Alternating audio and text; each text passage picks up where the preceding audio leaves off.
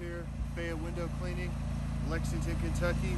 We are actually in Harrodsburg today, cleaning this metal building behind me. You can see the area here I've already cleaned. You can see the darker area I have not got to yet. I wanted to shoot a quick video for you to show you how to clean metal buildings, some of the tips and tricks. Today, you know, it's overcast, it's about 50 degrees. It's been raining all morning, but it slowed down, so we got out here. You're gonna see we are downstreaming today. We use the Shurts-Box remote control system. It's probably gonna take 2 coats. It's a little chilly, a little wet, so we're gonna let it work, but you can see the rig over here we got. I'll give you a little tour of that later, and I'm just gonna be downstreaming here, so check it out.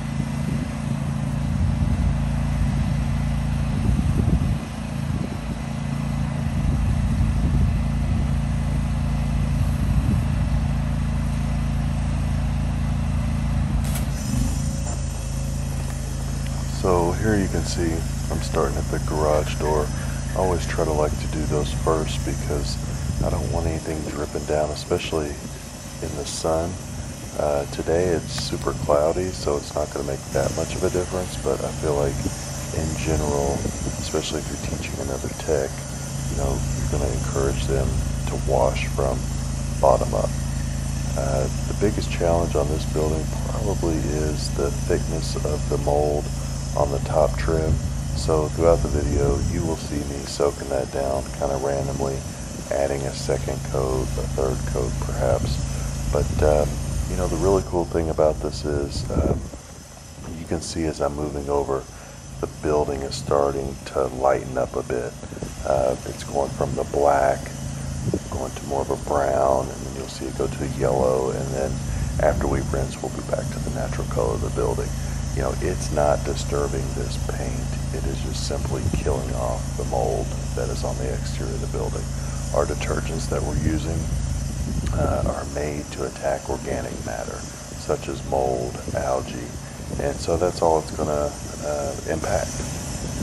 But as you can see, I'm moving across to the next, you know, there's another white entrance door there, and we'll just continue to move across this building. Today, like I said before, we are downstreaming. This mix is just, I'm going to call it just straight 12.5. There was a little bit of water in this tank, but not much. You know, we chose to go straight with it because it was about 50 degrees. It had been raining all morning. We started about 10 o'clock. It had been raining overnight. It was still raining when we got there. It was also very cloudy. So those conditions, I'm going to go pretty much straight on a metal building like this. If it was 75, sunny out, we would have brought that down a little ways just to save on some chemicals for the day. But again, I'm just about done soaping this side, and just continue to watch. You'll see it turn. We are actually using a batch tank for this. I've got on this rig I have here, I've got a extra tank that's kind of a, if we need extra water we use it for that. And sometimes on big projects like this we'll batch mix our downstream detergent, and just that way we never have to mix anything while we're on site. Like I said too, we're running through a Shurts-Box and that remote control system, and that's been a great system too. You know, they're a little pricey, but I like the product. I like the way it's put together. And I mean, if you're doing any amount of volume cleaning, you gotta have one.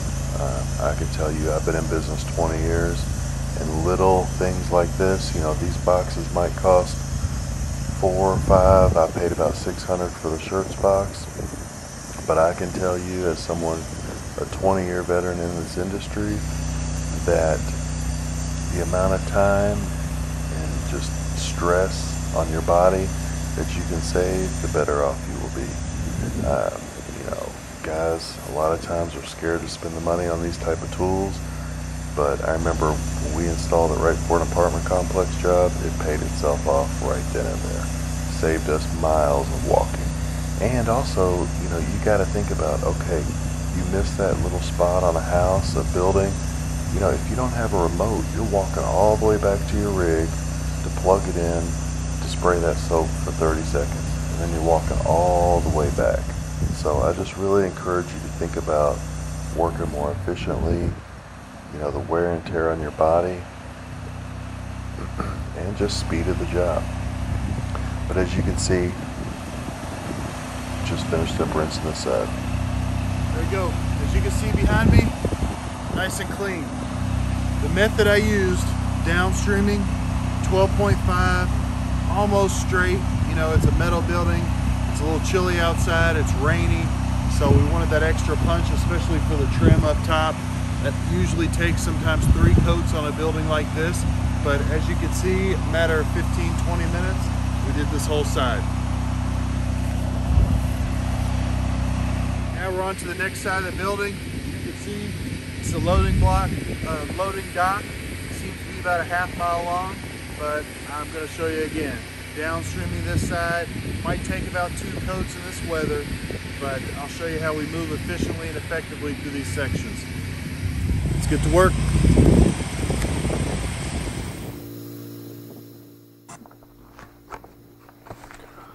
So here again, we are working in the loading dock area.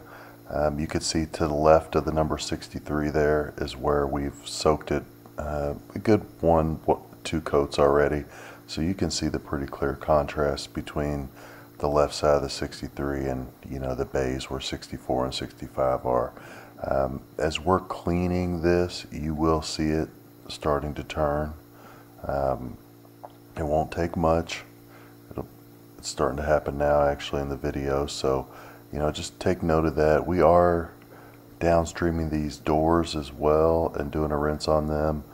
We elected not to scrub them with the brush. They really weren't in that bad a condition. They just had a little bit of black mold on them. So this area here, you know, we try to get the concrete cleaning too on this dock area, but they just weren't up for it. I think logistically with the semi trucks they had in there, it just wasn't an option this time around. But you know, we'll keep staying in touch with them, and maybe this winter be a nice flat surface job to do as well. You can see it turning brown, yellowish there. So another couple minutes, it'll be totally wrapped up.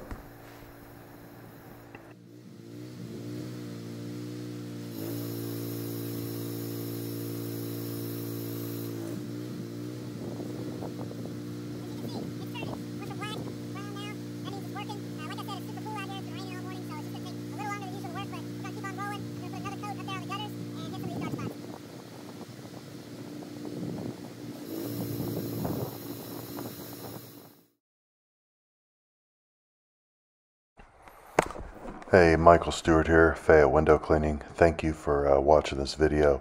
I want to put this time lapse together, and as you can see as I'm spraying up there how quickly the building is turning yellow.